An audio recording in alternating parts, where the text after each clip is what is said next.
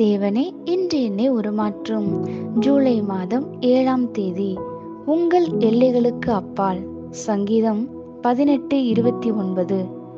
உம்மாலே நான் ஒரு சேனைக்குள் பாய்ந்து போவேன், என் தேவனாலே ஒரு மதிலை தாண்டுவேன். யாபேஸ் தேவனிடம் அவனுடைய எல்லையை பெரிதாக்கும்படி கேட்டபோது அவன் தன்னுடைய எல்லா வரம்புகளையும் சிருஷ்டிகரின் பிரசனத்திற்கு கொண்டு வந்தான். 6 அடிக்கு 2 அடி அளவுள்ள ஒரு சிறிய அறையில் அடைக்கப்பட்ட மனிதனைப் போல் அவன் இருந்தான். சுதந்திரம் இல்லை, நம்பிக்கை இல்லை, மகிழ்ச்சி இல்லை. அவன் ஜெபித்த போது தேவன் பெருக்கத்தை கட்டளையிட்டார். அவனுடைய பெயரில் ஒரு பட்டணம் உருவானது. எல்லைக்குட்பட்ட யாபேசுக்கும் எல்லையற்ற யாபேசுக்கும் வேறுபாடு இருந்தது. ஏன்? அவன் ஜெபித்தான், தேவனே என்னை எல்லையற்றவன் ஆக்கும். உங்கள் வாழ்வில் தேவனுடைய சிறந்ததை வாஞ்சியுங்கள். இரண்டாந்தரமானதில் நீங்கள் திருப்தி அடையக்கூடாது. உங்களது இன்றைய நிலையிலிருந்து உங்களது பெருக்கம் உங்களை வெகுவாய் முன்னுக்கு அழைத்து செல்லக்கூடும்.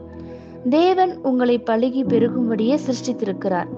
சர்வவல்ல தேவனுடன் நீங்கள் இணைக்கப்பட்டிருக்கும் போது உங்களுடைய ஆவிக்கு பலுகி பெருக தேவையான எல்லா வல்லமையும் கிடைக்கும்.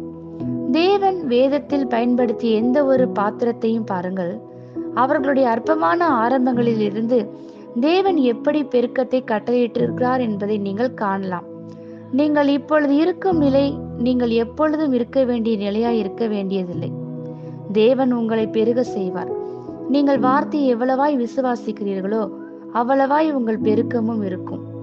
அதே வேளையில் விசுவாசத்திற்கு ஏற்ற நடக்கையும் அவசியம். விசுவாசம் இருதயத்தில் துவங்கினாலும் நம்முடைய வார்த்தைகளாலும் கிரியைகளினாலும் நோக்கங்களினாலும் வெளிப்படுகிறது. அதை குறித்து ஜெபியுங்கள், அதையே சிந்தியுங்கள், அதை அறிக்கையிடுங்கள். தேவனுடைய வார்த்தைக்கு கீழ்ப்படியுங்கள்.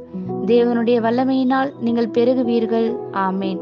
இந்த வார்த்தைகளினால் நீங்கள் ஆசீர்வதிக்கப்பட்டீர்கள் என்று நாங்கள் நம்புகிறோம்.